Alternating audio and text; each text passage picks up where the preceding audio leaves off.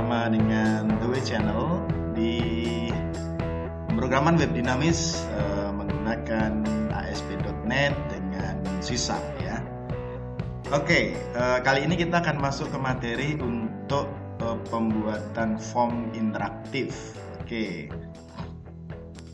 baik, kita bikin project baru saja.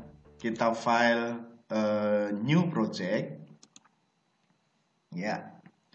Nah, sama kita pilih pada bagian kiri, recent template-nya adalah Visual C#, kemudian kita pilih web dan kita pilih ASP.NET Web Application.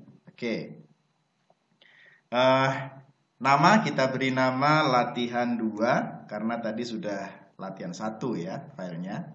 Ini kita beri nama latihan 02. Nah, di sini ada solutionnya ini, apakah create new solution, apakah add to solution.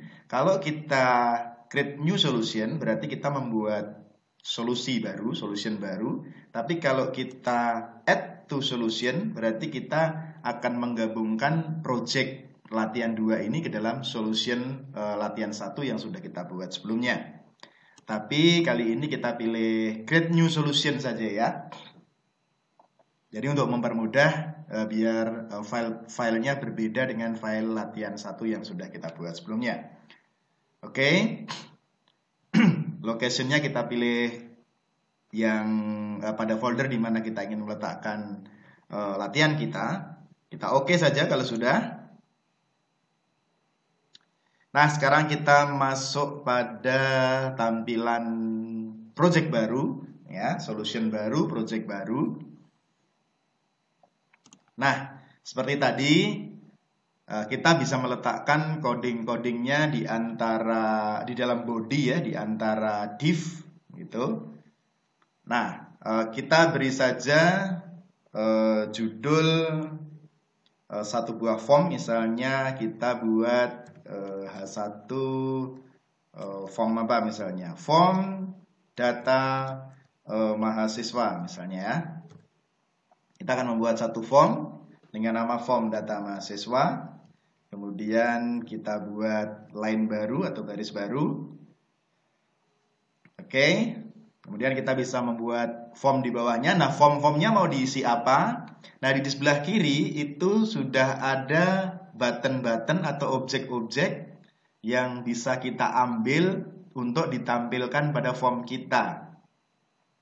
Nah, yang pertama tentu label ya. Misalnya kita buat label saja. Misalnya label ini untuk label nama. Oke. Nama. Kemudian teksnya kita beri nama. Oke. Nah, kemudian di sebelah label tentu kita beri text box untuk menginputkan nama tersebut. Nah, kita bisa pilih text box di sini. Oke. ID-nya juga kita beri nama misalnya teks nama gitu ya. Oke. Jadi kita sekarang sudah membuat satu text box nama. Oke, kalau kita mau lihat pada bagian desain juga bisa, kita klik di desain. Nah, sekarang sudah ada seperti ini tampilannya. Form data mahasiswa, ada nama, kemudian text box nama di sini. Oke, kita buat beberapa dulu. Ya, misalnya ada nama, kemudian labelnya kita buat lagi. Misalnya label 1, labelnya kita beri nama alamat. Oke. Kemudian kita buat juga text box-nya. Ya. Teks alamat. Alamat, kemudian kita buat satu lagi nama, alamat, jenis kelamin. Nah, sekarang kita akan buat yang agak berbeda, bukan pakai text box lagi, tapi pakai label tetap, ya. Jenis kel misalnya, teksnya kita beri nama jenis kel. Nah, jenis kelamin, jenis kelamin. Untuk jenis kelamin kita gunakan drop down list, oke. Nah, drop down list ya, seperti ini. Oke.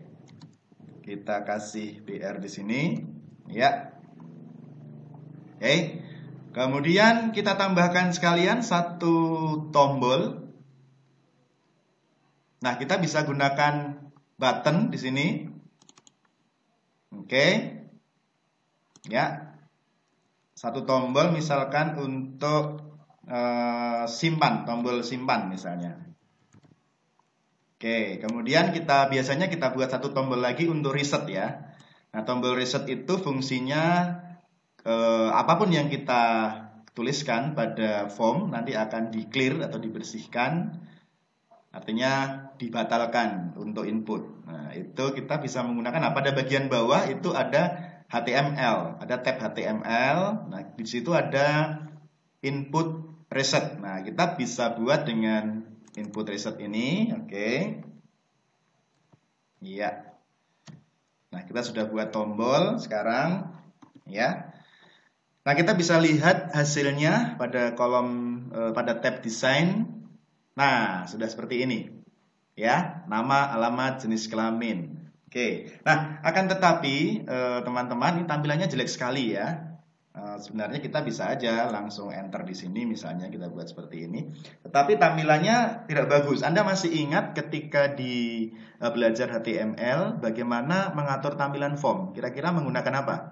Ya, menggunakan tabel ya. Kita bisa buat table ya, kemudian nanti form ini kita atur di dalam table.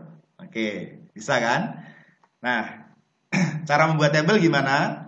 Sebenarnya kita bisa mainkan dari coding juga. Di sini kita membuat table baru dengan kode-kode HTML, TRTD begitu ya. Tetapi kita juga bisa secara langsung menambahkannya menggunakan di sini ya. Nah, kita bisa langsung insert table di sini ya. Di sini misalnya kita bisa langsung buat, kita posisikan dulu di mana tabelnya mau kita letakkan, misalnya di sini. Oke. Kemudian kita klik table, kemudian pilih insert table. Nah, Anda akan diminta untuk mengisikan berapa row dan berapa kolom ya. Row-nya kita hitung nama, alamat, jenis kelamin, simpan 4 row, atau kita buat aja 5 row misalnya. Kemudian kolomnya kita buat 3. Nah, kenapa kita buat 3? Yang sebelah paling kiri, kolom pertama nanti untuk label, kolom kedua itu adalah untuk objek-objeknya, untuk text box dan combo box dan sebagainya. Nanti kolom ketiga akan kita buat untuk pengaturan validasinya. Jadi kita buat 3 kolom saja. Oke, 5 baris, 3 kolom, kemudian kita oke. Baik, nah seperti ini. Jadi kalau kita lihat di source code-nya di atas, nah ini sudah ada tabel baru nih, yang isinya adalah 5 baris dan 3 kolom. Oke. Nah, objek-objeknya harus kita pindahkan ke dalam tabel tersebut, ya, ke dalam tabel tersebut. Mungkin untuk BR-BR-nya dihapus saja dulu, karena sudah tidak kita perlukan lagi yang BR-BR ini. Ya, oke. Tidak kita perlukan lagi karena sudah ada tabel di situ. Kita ngatur layoutnya menggunakan tabel ya. Nah, oke. Sekarang setiap label kita letakkan di kolom pertama. Nah, misalnya nama, nih kita letakkan di kolom pertama ya. Label nama. Lalu text box nama kita letakkan di kolom kedua. Iya, ini kolom kedua. Kolom ketiga biarkan kosong dulu. Untuk label alamat kita letakkan di baris kedua, kolom pertama. text box alamat kita letakkan di baris kedua, kolom kedua. Oke. Jenis kelamin kita letakkan di baris ketiga, kolom pertama. Kemudian, nah ini drop down listnya ya sama, kita copy. Atau ini sebenarnya bisa dijadikan sebagai satu baris saja, tidak apa-apa begini supaya mempermudah. Kita letakkan di kolom kedua, baris ketiga ya. Nah kemudian buttonnya kita letakkan di mana? Buttonnya kita letakkan di kolom pertama baris terakhir. Oke, ini ya sama ya, kita letakkan di kolom pertama, kolom kedua baris terakhir. Oke. Nah sudah kita letakkan objek-objeknya pada posisi tabel-tabel yang sudah kita buat. Kemudian kita lihat di desain. Nah, tampilannya sudah lebih rapi sekarang. Nah, seperti ini kan? Oke. Nah, kemudian ini kita bisa tarik sesuai dengan keinginan kita. Tinggal tarik-tarik aja misalnya ya. Oke, seperti ini. Nah, sekarang ada tampilannya sudah rapi karena sudah ada kolom-kolom yang mengaturnya. Seperti itu. Nah, baik, kita save all dulu. Source-nya juga kita perbaiki dulu. Oke. Kemudian kita save all. Nah, teman-teman kalau mau melihat hasilnya di browser, kita bisa start debugging atau F5. Ya. Kita lihat hasilnya di browser seperti apa.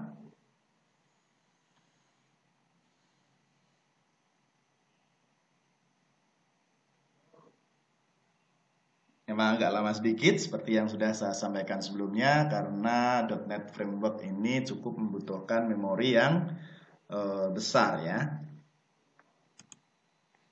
Oke, nah ini adalah form kita, sudah jadi sekarang, sudah bisa diakses di browser ya.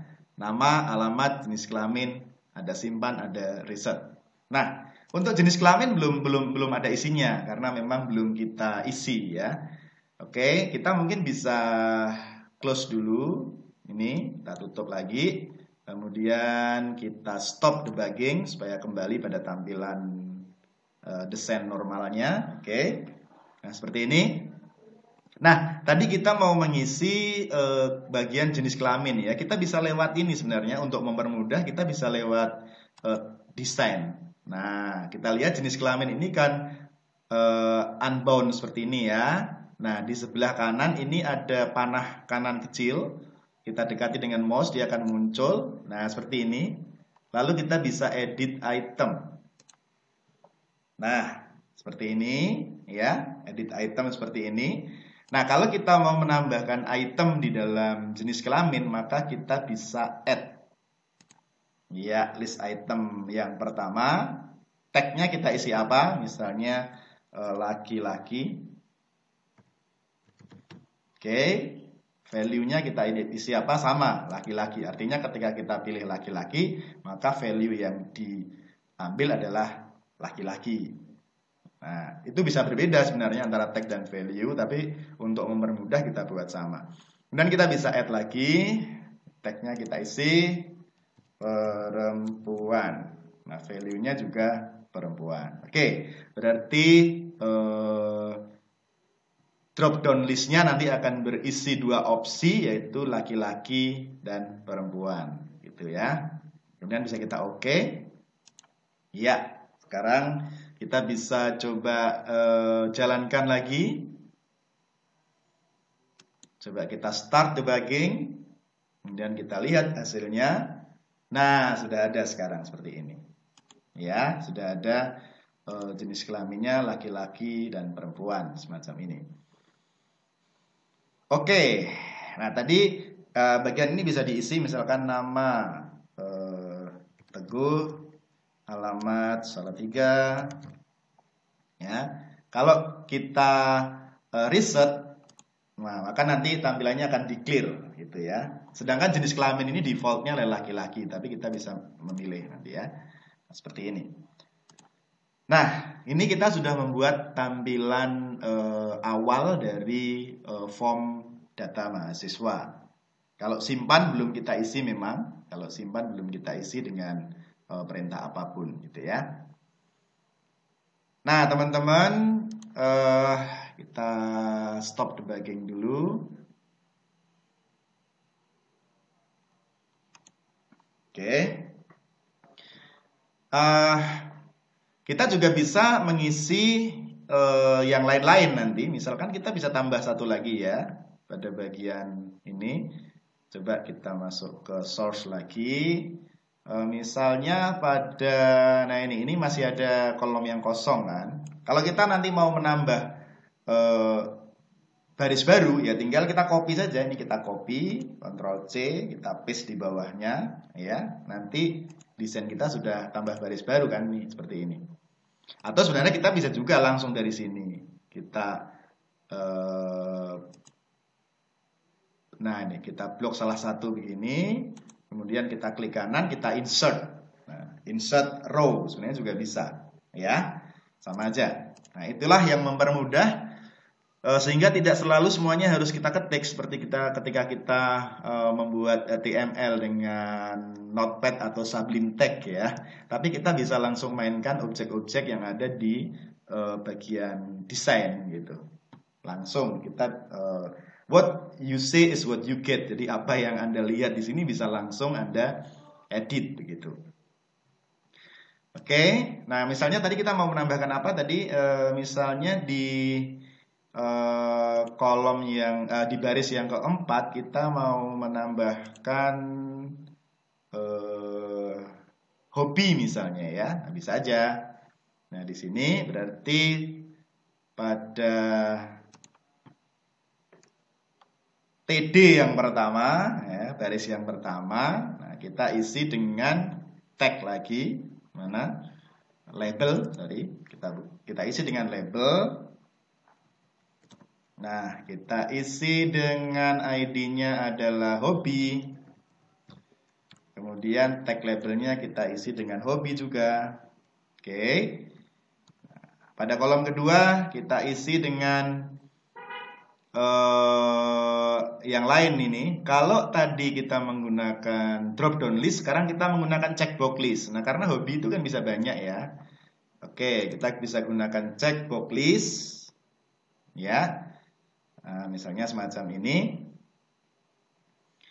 Nah, kalau kita lihat di desain, kita lihat. Nah, di sini ada hobi, ada satu checkbox list ya.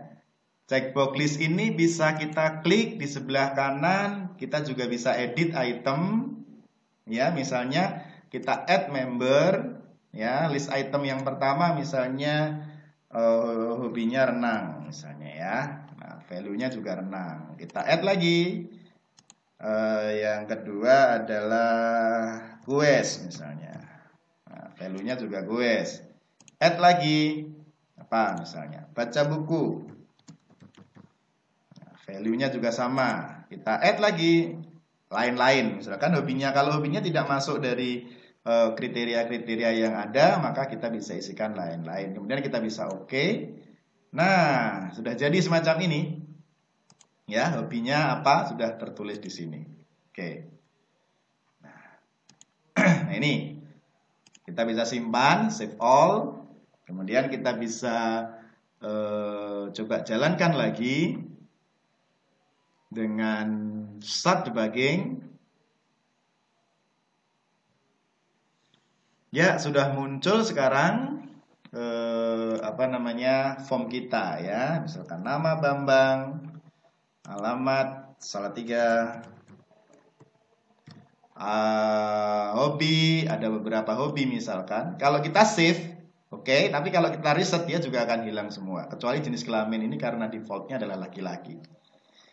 Nah, baik teman-teman, jadi seperti ini cara untuk pembuatan form ya. Nanti kita akan lanjutkan lagi materi berikutnya masih tentang form, yaitu bagaimana membuat validasi ya. Kemudian juga nanti akan kita lanjutkan tentu sampai ke database, yaitu bagaimana kita menyimpan data-data yang kita input ini ke dalam database. Baik teman-teman, untuk kali ini cukup sampai di sini dulu. Sampai ketemu pada materi yang berikutnya. Jangan lupa di save ya. Oke, terima kasih.